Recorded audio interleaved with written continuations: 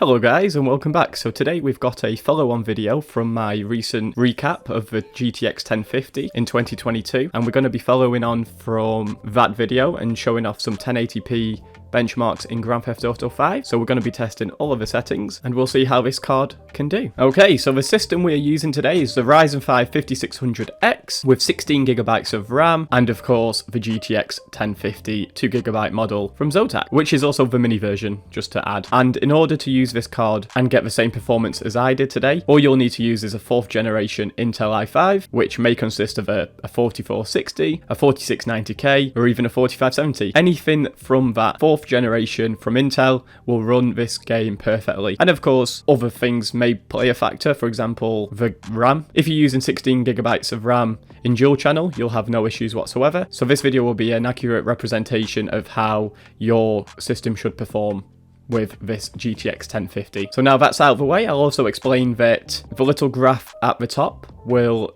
state everything you need to know. For example, the game we're playing, we're running at 1080p, and in this case we're on the lowest settings, and we are using FXAA enabled for all of these tests simply because it makes such a big visual difference and not so much an impact on the system. So yeah, we're definitely using that. So as you can see on the low settings, we got an average FPS of 148, a 1% low of 111, and a 0.1% low of 97. Pretty much everything. I'm just going to let this video play out. So we're going to go from the lowest settings and we're going to work our way up to even pushing this card to the limits.